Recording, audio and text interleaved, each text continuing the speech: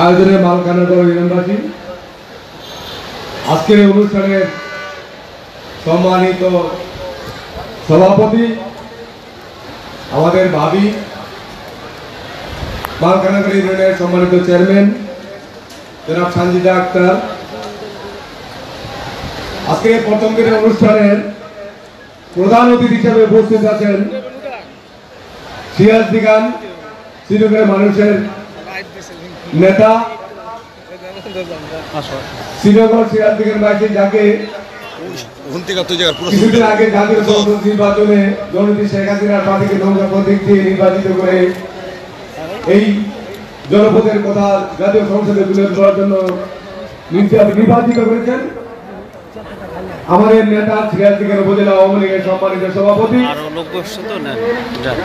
মুন্সিগঞ্জ এক আসনের মাননীয় এমপি জনাব মহিউদ্দিন আহমেদ, উপস্থিত আছেন আমাদের আরেক প্রিয় ভাই,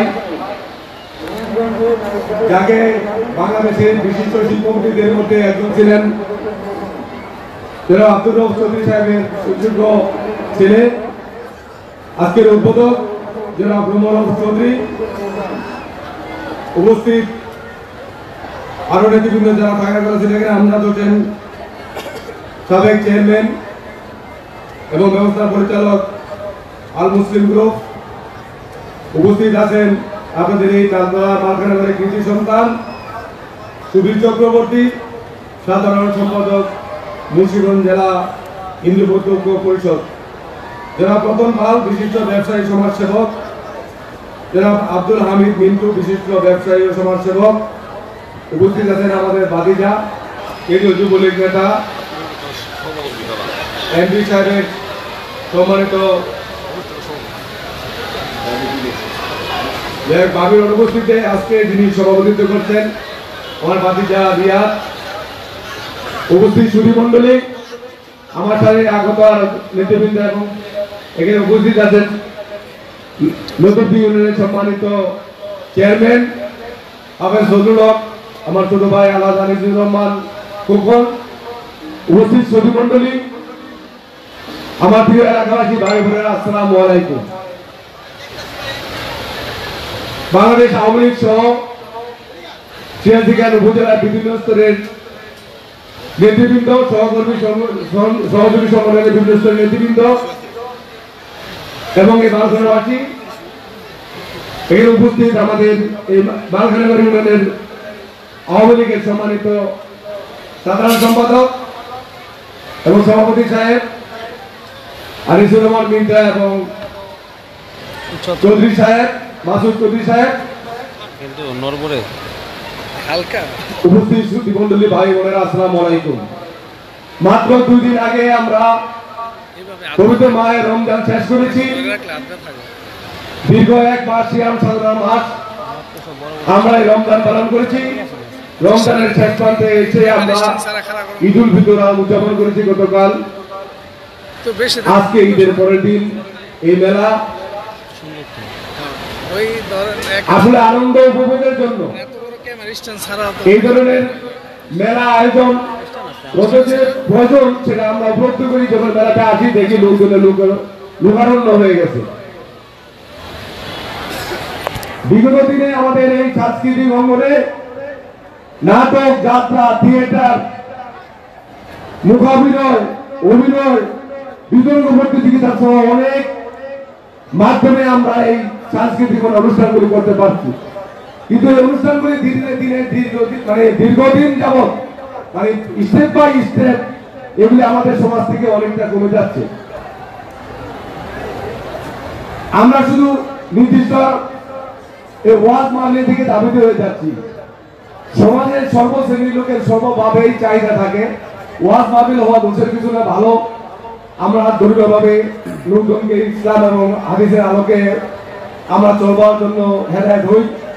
সাথে সাথে পাশাপাশি আমরা এই অনুষ্ঠানগুলিতেও যদি কন্ট্রিবিউশন করি, আমরা এই অনুষ্ঠানগুলি যদি করতে পারি, তাহলে আমাদের সমাজের অনেক অসঙ্গতি আমরা এই অনুষ্ঠানের মাধ্যমে দূর করতে পারি এবং আমাদের এই সমাজ অনেকভাবে উপকৃত হয়। আমরা আশা করব এভাবে বিভিন্ন অনুষ্ঠান যেন হয় এবং সেই অনুষ্ঠানে যেন আমরা আমাদের এই ডিস্ট্রিক্ট আমাদের এই সৃষ্টি কালচার যেন আমরা তুলে ধরতে পারি, সেই লক্ষ্যে আমাদের সকলকে মিলে কাজ করতে হবে। আপনারা জানেন জননেত্রী শেখ হাসিনা যখন ক্ষমতায় ছিলেন না, তখন এই দেশের ধর্মান্ধ লোকেরা এমন একটা পরিবেশ তৈরি করেছিল, যারা আজকে দেশবাসীদের জন্য যুদ্ধ করে দেশটাকে স্বাধীনতা এনে দিয়েছেন।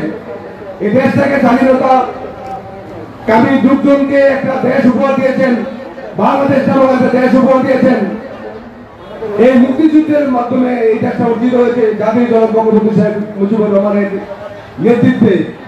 মুক্তিযোদ্ধারা যারা এই দেশটাকে স্বাধীন করেছে, আমাদের একটা স্বাধীন দেশ উপহার দিয়েছেন, তারা পর্যন্ত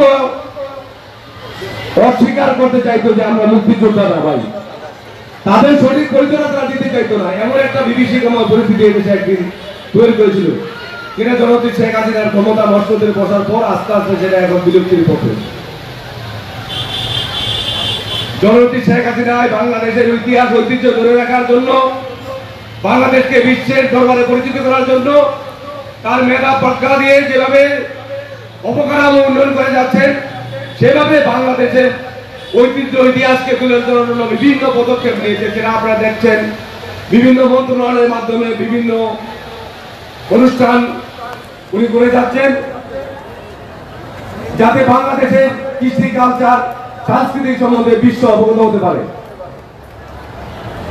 আমরা আশা করি আমরা যদি হাত ধরে এভাবে অনুষ্ঠান করে জাতিকে সামনের দিকে নিয়ে যেতে পারি, সেই চেষ্টা আমাদের অব্যাহত থাকবে। আশা করি আমরা আজকে যে অনুষ্ঠান, সেই অনুষ্ঠানকে আরো সুন্দর সাবলীল করে আগামীতে আরো সুন্দর অনুষ্ঠান আমরা উপহার দেবো, এই আশাবাদ ব্যক্ত করছি। এবং যারা আয়োজন করেছেন তাদেরকে আমরা ধন্যবাদ জানাচ্ছি, কৃতজ্ঞতা প্রকাশ করছি যে সুশৃঙ্খল ভাবে যত বড় অনুষ্ঠানের আয়োজন করেছেন, এগুলো তাদেরকে আমি সিরাজদিঘি উপজেলা আওয়ামী লীগের পক্ষ থেকে ধন্যবাদ জানাচ্ছি। আমাকে তারা এখানে নিমন্ত্রণ করেছেন, আমি গর্ববোধ করছি আজকে এত বড় একটা অনুষ্ঠানে আপনাদের সামনে এসে আমি বিচারের কথা বলতে পারছি। আমি আপনাদের সন্তান, এই সিরাজদিঘি মাটির সন্তান। জনতা মহীউদ্দীন আহমেদকে আমরা আমাদের সর্বশক্তি নিয়োগ করে মাননীয় সংসদ সদস্য নির্বাচিত করেছি। আমি থানা আওয়ামী লীগের সেক্রেটারি হিসাবে মাননীয় এমপি মহোদয় যেহেতু উপজেলা চেয়ারম্যান থেকে মাননীয় সংসদ আমরা করতে পেরেছি, আগামী উপজেলা নির্বাচনে ইনশাল্লাহ আপনাদের সর্বাত্মক সহযোগিতা নিয়ে, দোয়া নিয়ে, ভালোবাসা নিয়ে আমি আগামী নির্বাচন করতে চাই। আমি মাননীয় এমপি মহোদয়কে বলবো, দাদা আমি আপনার সহকর্মী, আপনার একটা সাইড একটা হাত, আপনি আমাকে দোয়া করবেন। আপনার দোয়া নিয়ে আমি আগামী এই উপজেলা নির্বাচনে অংশগ্রহণ করতে চাই। আপনার কাছে আমি অনুরোধ করব, আপনি আমাকে সর্বোচ্চভাবে সমর্থন দিবেন, এটা আমি আশা করি। আপনি যদি কোনো সমর্থন দিতে না চান, সমর্থন না দেন, তাহলে আপনার কাছে আমি এতটুকু আশা করি, যারাই নির্বাচনে অংশগ্রহণ করুক তাদের প্রতি আপনি সচেতন থাকবেন এবং সবার প্রতি সমান দৃষ্টি দিয়ে আপনি আমাদের মাননীয় এমপি হিসাবে আমাদের প্রতি সুদৃষ্টি রাখবেন এবং সকলের প্রতি সমান দৃষ্টি দিবেন। কারো পক্ষ অবলম্বন না করে আমাদেরকে সর্বাত্মকভাবে সুস্থ একটি নির্বাচন যাতে উপহার দেওয়া যায়, সেই লক্ষ্যে আপনি আমাদেরকে নিয়ে কাজ করবেন। আপনি আমার সংসদ, আপনি আমার সভাপতি, আপনার সাথে আমার কোনো কারণে কোনোভাবেই মনের মতানৈক্য প্রকাশ করা যাবে না। আমি যেহেতু দলের একটা অংশ, এমন কোন সিদ্ধান্ত আপনি নেবেন না যাতে আমাদের দলের ক্ষতি হয়, সংগঠনের ক্ষতি হয়, আমার এবং আপনার ক্ষতি হয়। হয়তো আপনি এমপি হয়ে গেছেন, আপনার ক্ষতির পরিমাণ কম হবে, কিন্তু আমি যেহেতু সংগঠনের সাধারণ সম্পাদক, দীর্ঘ রাজনৈতিক পরিক্রমায় আমি প্রায় 35 বছর আমাদের সংগঠনের সাথে জড়িত। সাধারণ সম্পাদক হয়েছি 2019 সালে, কিন্তু পরোক্ষভাবে থানা এবং জেলার নেতৃত্বে কিন্তু আমি আজকে 30 বছরের উপরে। সুতরাং আমি আপনার দলের একটা কর্মী, সেই হিসাবে আপনার কাছে আমার দাবি রেখে এই সিরাজদিঘি উপজেলার আজকে মালখানাগড় ইউনিয়নের তালতলাবাসী এখানে যারা উপস্থিত হয়েছেন, বিভিন্ন স্তরের নেতৃবৃন্দ সকলের প্রতি আমি দোয়া চেয়ে, আপনাদের আশীর্বাদ চেয়ে, শুভকামনা চেয়ে এবং জনতা মহীউদ্দীন আমাদের দোয়া ভালোবাসা চেয়ে আমি যেন সুষ্ঠুভাবে নির্বাচনটা করতে পারি সে লক্ষ্যকে জনতা মহিদিন আমাকে দোয়া করবেন, আশীর্বাদ দিবেন, সহযোগিতা করবেন, এই আশাবাদ ব্যক্ত করে আপনাদের সকলের শুভ কামনা করে এবং আপনাদের জীবন সার্থক হোক, আপনার দীর্ঘজীবী হন, সবাই ভালো থাকেন, সুস্থ থাকেন, এই কামনা করে আমার বক্তব্য এখানে শেষ করছি। ধন্যবাদ সবাইকে। জয় বাংলা, জয় বঙ্গবন্ধু, জয় মোদী সাহেব, জয় জননেত্রী শেখ হাসিনা।